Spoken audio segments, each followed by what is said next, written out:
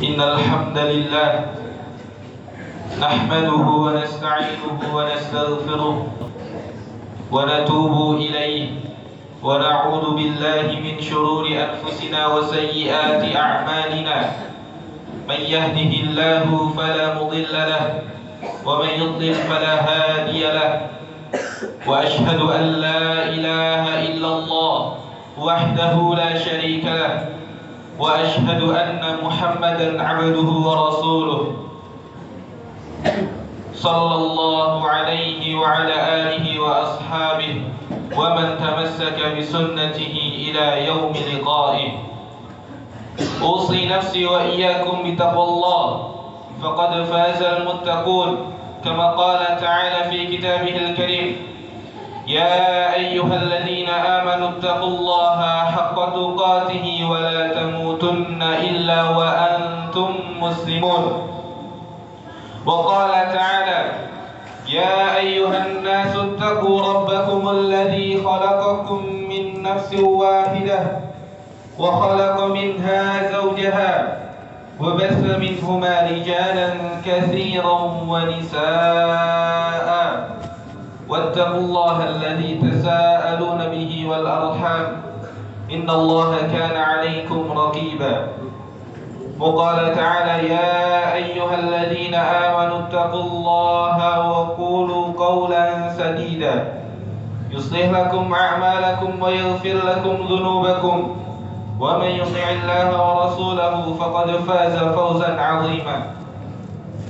أما بعد، فإن أصدق الحديث كتاب الله وخير الهدي هدي محمد صلى الله عليه وسلم وشر الأمور محدثاتها فإن كل محدثة بدعة وكل بدعة ضلالة وكل ضلالة في النار. Ma'asyiral muslimin, sidang jamaah Jumat insyaallah dirahmati oleh Allah Subhanahu wa taala. Yang pertama, khatib berwasiat kepada diri khatib pribadi dan kepada para jamaah sekalian untuk senantiasa meningkatkan ketakwaan kepada Allah Subhanahu wa taala. Karena dengan takwa, hanya dengan takwalah kita akan selamat di sisi Allah Subhanahu wa taala. Takwa adalah sebagaimana telah diulang-ulang disampaikan oleh para khatib, engkau mengerjakan ketaatan kepada Allah Subhanahu wa taala di atas hidayah petunjuk dari Allah Subhanahu wa taala, mengharapkan pahala ganjaran dari Allah Subhanahu wa taala. Dan engkau meninggalkan, menjauhi kemaksiatan kepada Allah Subhanahu wa taala di atas petunjuk dari Allah Subhanahu wa taala karena takut akan ancaman dan siksa Allah Subhanahu wa taala. Itu adalah takwa. Kemudian tak lupa salawat serta salam senantiasa kita hanturkan kepada Nabi kita Muhammad sallallahu alaihi wasallam, kepada para keluarganya, para sahabatnya, dan kepada orang-orang yang mengikuti jalannya hingga akhir zaman kelak. Ma'asyiral muslimin, sidang Jumat rahimani wa rahimakumullah. Kemudian tak lupa hendaklah kita senantiasa bersyukur kepada Allah Subhanahu wa taala atas segala limpahan karunia dan nikmat-Nya yang senantiasa Allah berikan kepada kita, sehingga pada siang yang berbahagia ini, pada siang yang berbarakah ini, kita dikumpulkan oleh Allah Subhanahu wa taala di dalam satu majlis untuk menghadiri salat Jumat berjamaah. Walhamdulillah. Ma'asyiral muslimin rahimani wa rahimakumullah. Di dunia ini tentunya kita hidup untuk mencari kebahagiaan. Tentunya kita hidup untuk mencari kesenangan. Syekh Muhammad Ibn Baz berkata, membawakan perkataan Ibnu Qayyim rahimahullah tentang, Ibnu Qayyim menyebutkan tentang 3 sebab kebahagiaan seorang hamba. Beliau berkata, فنسأل الله أن يجعلنا ممن إذا أعطي شكر وإذا ابتلي صبر وإذا أذنب استغفر. Ibnu Qayyim rahimahullah mengatakan, maka kita meminta kepada Allah Subhanahu wa taala supaya menjadikan kita orang-orang yang apabila diberi nikmat oleh Allah Subhanahu wa taala maka kita bersyukur. Kemudian semoga Allah menjadikan kita orang-orang yang apabila diberikan ujian, apabila diberikan musibah oleh Allah Subhanahu wa taala kita bersabar. Kemudian semoga Allah Subhanahu wa taala juga menjadikan kita sebagai orang yang apabila berbuat dosa maka kita beristighfar, meminta ampun kepada Allah Subhanahu wa taala. Itu adalah 3 sebab kebahagiaan yang disebutkan Ibnu Qayyim rahimahullahu taala. Yang pertama, idza u'tiya syakara. Apabila diberikan nikmat oleh Allah Subhanahu wa taala, dia bersyukur. Dan bersyukur pada Allah Subhanahu wa taala ada 3 bentuk. Yang pertama, mengakui, menuntun hatinya supaya mengakui bahwasannya nikmat yang ada pada dirinya itu berasal dari Allah Subhanahu wa taala. Kemudian yang kedua, dengan lisannya dia sebagaimana Allah Subhanahu wa taala berfirman dalam surat Ad-Duha ayat yang ke-11.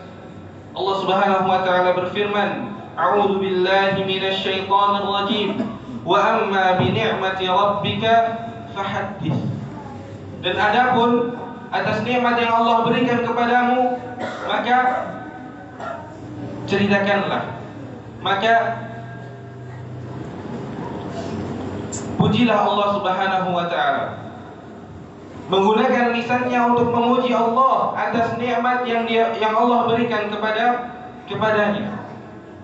Kemudian yang ketiga, bersyukur dengan anggota badan, yaitu menggunakan nikmat yang Allah berikan untuk hal-hal ketaatan dan meninggalkan maksiat, meninggalkan hal-hal yang tidak diridhai oleh Allah Subhanahu wa taala. Itu adalah bentuk syukur. Yang pertama dengan hati, kemudian dengan lisan dan anggota badan. Dan yang kedua yang disebutkan oleh Imam Ibnu Qayyim rahimahullahu taala tentang sebab kebahagiaan yang kedua adalah mimman idza ubtuliya sabr. Yang apabila seorang hamba diberi cobaan, diberi ujian oleh Allah Subhanahu wa taala, dia bersabar. Dia menahan hatinya untuk berburuk sangka. Dia tidak berburuk sangka kepada Allah Subhanahu wa taala dan menerima ujian tersebut dengan lapang dada. Kemudian dia menahan lisannya dari mencela, dari tidak menerima takdir Allah tersebut. Dia bersabar atas ketentuan Allah. Kemudian dia menahan anggota badannya juga untuk melakukan hal-hal yang tidak diridhai oleh Allah Subhanahu wa taala atas sebab ujian yang Allah berikan tersebut. Itu adalah di antara bentuk-bentuk sabar atas musibah yang Allah berikan kepada dirinya. Kemudian yang ketiga, dan sebelumnya, ma'asyiral muslimin rahimani wa rahimakumullah, ketahuilah bahwasannya musibah yang menimpa diri kita, musibah yang menimpa kaum muslimin itu adalah sebab perbuatan kita sendiri. Allah Subhanahu wa taala berfirman, "Wa ma asaba min musibatin illa biidznillah." Dan tidaklah menimpa suatu musibah kepada kalian kecuali atas izin Allah. Di ayat yang lain Allah Subhanahu wa taala berfirman, "Ma asabakum min musibatin fabima kasabat aydikum wa ya'fu 'an katsir." Tidaklah menimpa kepada kalian suatu musibah kecuali atas buah dari perbuatan kalian. Maksudnya adalah tidaklah menimpa suatu musibah kepada suatu kaum kecuali atas sebab dosa-dosa yang mereka lakukan. Sebagaimana terjadi musibah pada zaman Umar bin Khattab berupa gempa bumi, maka apa yang dilakukan Umar ketika itu? Beliau langsung ingat atas dosa-dosa yang dia kerjakan dan memerintahkan kaum muslimin untuk segera beristighfar kepada Allah Subhanahu wa taala, karena tidaklah Allah menurunkan suatu ujian, suatu cobaan kecuali atas sebab dosa-dosa yang kita lakukan. Ma'asyiral muslimin rahimani wa rahimakumullah. Kemudian sebab kebahagiaan yang ketiga yang disebutkan oleh Imam Ibnu Qayyim rahimahullah adalah wa idza adnaba istaghfar. Dan apabila kita berbuat dosa, seseorang berbuat dosa, maka hendaklah dia segera meminta ampun kepada Allah Subhanahu wa taala. Apabila dosa tersebut berkaitan dengan hak-hak manusia, maka dia segera meminta maaf, meminta penghalalan atas kezaliman tersebut atau atas dosanya yang dia lakukan terhadap manusia yang lain. Karena sesungguhnya dosa yang berkaitan dengan manusia tidak akan Allah ampuni sampai orang yang kita zalimi atau yang kita berbuat salah kepadanya ridha atas kesalahan kita.